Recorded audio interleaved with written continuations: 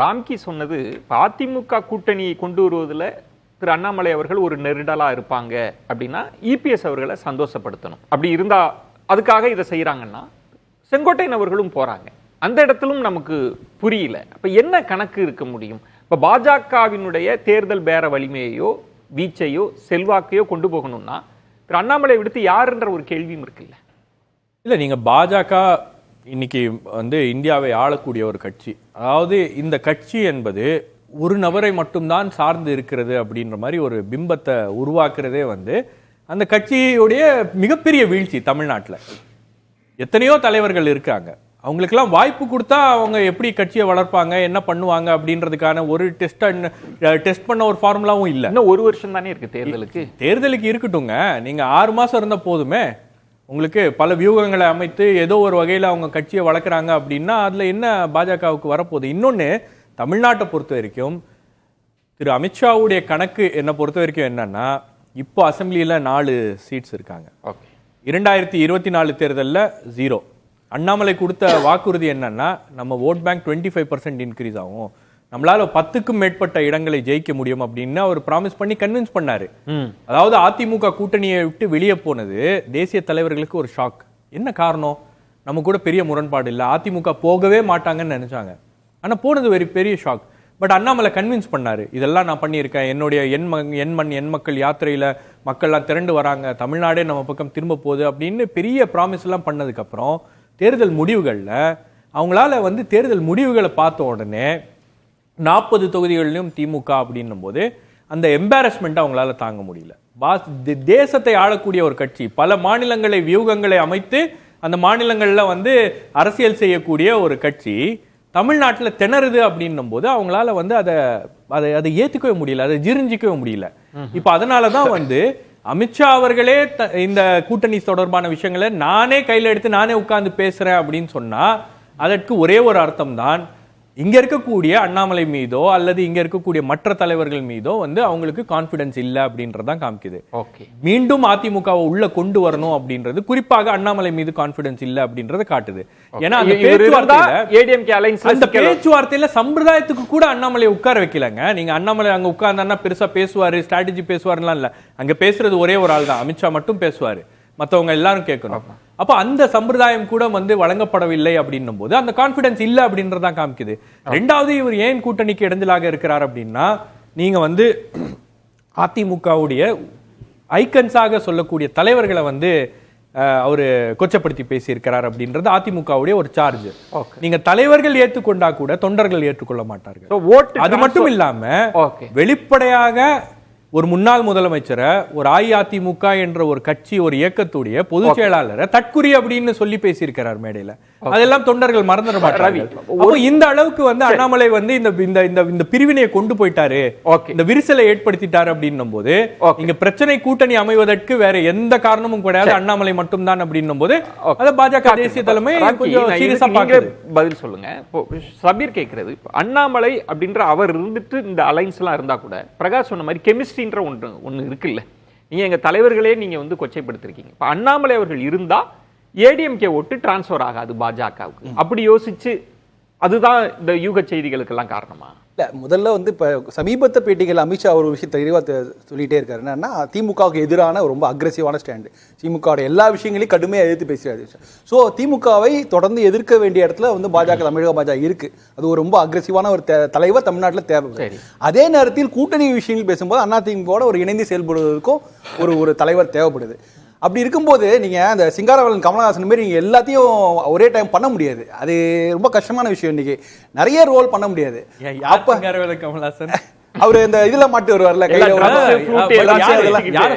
அது மாதிரியான ஒரு பர்சனாலிட்டி தமிழக பாஜக தேவைப்படுது.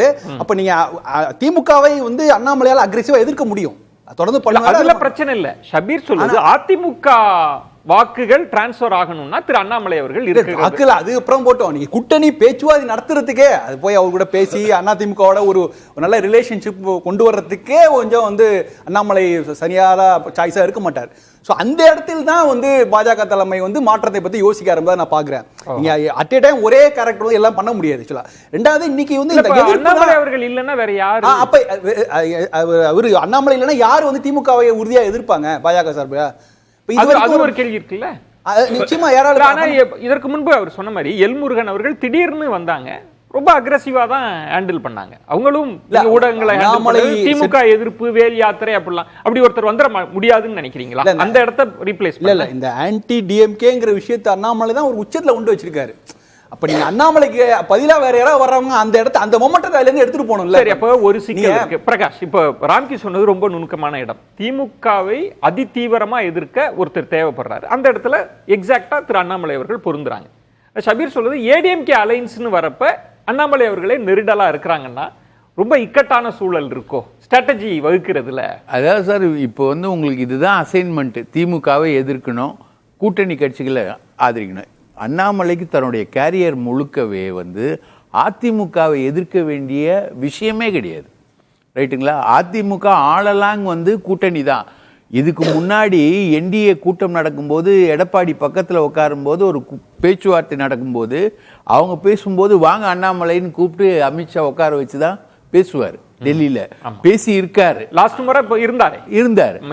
அப்போ அப்படிப்பட்ட ஒரு ஃபிகரை எதிர்க்கிறதுன்றது வந்து வேற. அண்ணாமலை மேல வரக்கூடிய பெரிய சஸ்பெக்ஷன் வந்து இவர் சொல்றாரு இல்லையா, திமுக எதிர்ப்புன்னு. அவர் வந்து திமுக மந்திரிகளோட சேர்ந்து அவர் வந்து பல விஷயங்களை பண்றாருன்றதுதான் பாஜக வைக்கிற மிகப்பெரிய அலிகேஷன். என்ன சார் நீங்க புதுசா மிகப்பெரிய அலிகேஷன் வந்து பாஜக கட்சிக்குள்ள இருக்கக்கூடிய சோர்சஸ்ல இருந்து நான் சொல்றேன். இது தாவேகா கட்சியினர் பார்த்தா ரொம்ப சந்தோஷப்படுறாங்க. ஆமா சார், இதான் நாங்க சொல்றோம் அப்படின்னு. அதான் சார், இவங்க எல்லாருமே ஒரு ட்ரெண்ட் வச்சிருக்காங்க சார். அமலாக்கத்துறை வரும்னு. அது வரும் செந்தில் பாலாஜிக்கு மட்டும்தான் சார் வந்தது, பாக்கி யாருக்கும் வரல சார். மணல் கடத்தல்ல 5000 கோடின்னு எஃப்ஐஆர் போட்டது அமலாக்கத்துறை. ஆனா அது துரைமுருகனுக்கு. இப்ப நீங்க சொல்றது திமுகவினரோடு தொடர்பு அப்படின்னு சொன்னா அதுதான் பாஜக இருக்கக்கூடிய ஸ்ட்ராங்கஸ்ட் அலிகேஷன். அததான் மேலிடத்துல வந்து ஸ்ட்ராங்கஸ்ட் அலிகேஷன். அது வந்து இப்போ வந்து அந்த விஷயத்தை பெருசா முன் வைக்கிறது நயினார் நாகேந்திரன். என்ன வந்து அந்த 4 கோடி ரூபாயில போட்டு கொடுத்ததே அண்ணாமலை தான் அப்படின்றதான் திமுகவோட. இன்னொன்னு ஒரே ஒரு நிமிஷம் நான் முடிச்சிடுறேன். அதாவது ஒரே ஒரு கேளுங்க, 11% தான் இவங்க ஓட்டு 18%க்கு கொண்டு வந்துட்டாங்க அண்ணாமலைன்னு. அண்ணாமலையுடைய பர்த் வந்து பாத்தீங்கன்னா உள்ள வரும்போது அவர் ரஜினி ரசிகரா தான் உள்ள வர்றாரு, ரஜினி அண்ணாமலையா தான் உள்ள வர்றாரு. அதுக்கப்புறம் தான் அவருடைய டிரான்ஸ்ஃபர்மேஷன்ஸ் எல்லாம் மாத்தி ஆர்எஸ்எஸ் கொண்டு வர்றது எல்லாமே போகுது. இதெல்லாம் நான் கிசுகிசுலாம் சொல்ல. அண்ணாமலையுடைய டிராவல் என்பது மோசம். அவர் இன்னைக்கு வரைக்கும் ஏடிஎம்கேவை அதோட ஐகான்ஸ் எல்லாரையுமே அட்டாக் பண்ண வேண்டிய தேவையே அவர் கிடையாது. அவரே பண்ணாரு. லண்டன்ல இருந்து அதிமுகவுடைய வாக்கு குறையும் ஷபீரும் சொல்றாரு, பிரகாஷும் சொல்றாரு. ஜெயலலிதா அம்மாவை பற்றி ஒரு பேட்டியில் 16 கேள்வியில் ஒரு கேள்வியில் பதில் சொல்லும்போது, அந்த கேள்வியில் உள்நோக்கம் இருந்தபோது ஒரு பதில் சொல்லும்போது ஒரே ஒரு முறை மட்டும்தான் ஜெயலலிதா அம்மாவை விமர்சித்திருக்காரு. 100,000 முறை ஜெயலலிதா அம்மாவை பெரிய அளவுல தான் பேசியிருக்காரு. அண்ணாதுரை ஐயாவை பற்றியும் அதே மாதிரி 100,000 முறை ஒழுங்கா தெளிவா பேசிட்டவர். அந்த முத்துராமலிங்க தேவர் சனாதன எதிர்ப்பு அந்த சம்பவம் வரும்போது ஒரு வார்த்தை சொன்னாரு.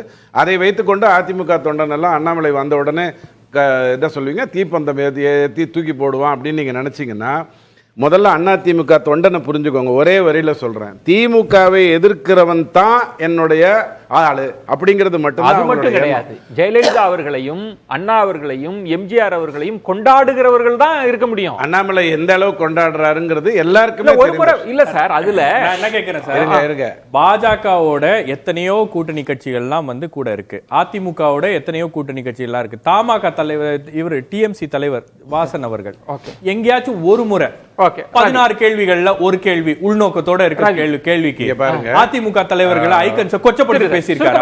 நான் இல்ல, எனக்கு ரொம்ப முக்கியமா நான் நிறைய இவர் பேசுறாருன்னா உங்களுக்கு சில விஷயத்தை முக்கியமா ஒரு விஷயத்தை ஞாபகப்படுத்தணும். 2023 முதல் சந்திப்பு அமித்ஷா ஐயாவுக்கும் எடப்பாடி ஐயாவுக்கும் தனியாக தான் நடந்தது. பாராளுமன்றம் புதிய அவசரமாக கூடும்போது அவங்க 2 பேரும் அங்கே கூட்டி பேசினாங்க, எல்லா தலைவர்களோடையும் பேசினாங்க, இவரும் பேசினார். அதற்கு பிறகு நடந்த சந்திப்புல தான் அண்ணாமலை அந்த கூட்டத்தில் உட்கார்றாரு அப்படிங்கிறத நீங்க முதல்ல புரிஞ்சுக்கோங்க. அது இன்னைக்கும் நாளைக்கு நடக்குமான்னு கேட்டா நடக்கணும் அல்லது நடக்கும் அப்படிங்கிற அடிப்படையில் போங்க. எப்போ ஒரு கூட்டணி என்பது ஒரு உறுதியானதுக்கு பிறகு பாயிண்டடா ஒண்ணுக்கு சொல்லுங்க. அண்ணாமலை அவர்களை வச்சுட்டு ஏடிஎம்கேவோட அலைன்ஸ் போறதுல சிக்கல், ஓட்டு டிரான்ஸ்பர் ஆகுறது யார் சொன்னா? அந்த மாதிரி கிடையாதுங்க. அதிகார பகிர்வை ஒண்ணு கேட்கிறோம், எங்களோட எக்ஸ்டென்ட் என்னன்னு தெரிஞ்சுக்கிட்டு சீட்டை கொடுங்கன்னு சொல்றோம். இது ரெண்டும் தார்மீக உரிமையா நீங்களும் கேட்கக்கூடியது, நானும் கேட்கக்கூடியது. ஒன்றும் பெரிய விஷயம் இல்ல. மாப்பிள்ளை சீர்ல கூட இந்த மாதிரி கேட்போம், எங்க அண்ணனுக்கு இவ்வளவு போட்டீங்க, எனக்கு இவ்வளவு போடுங்கன்னு சாதாரணமா கேட்போம். ஒன்றும் பெரிய விஷயம் இல்ல. இப்போ ஒரே ஒரு தலைவரை வைத்துக்கொண்டு என்னங்க அநியாயமா இருக்குது?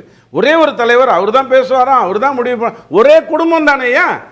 3 கட்சிக்கு இந்தியாவிலையும் தமிழ்நாட்டிலையும் ஒரே குடும்பத்துல தான் முதலமைச்சராகவே ஆக முடியும். அந்த அவலத்தையே நீங்க பொறுத்துக்கிறீங்க, ஒரு தலைவர் கேட்க மாட்டேங்கிறீங்க. அப்புறம் இல்ல முக்கியமா 2-3 விஷயம் உங்கள்கிட்ட மீண்டும் வரேன். ஒரு பிரேக்குக்கு அப்புறம் மீண்டும் பியூஷ் கோயலும் ஒரு பிரேக் எடுத்துக்கலாம். விஜய் கோயலும் யாரு?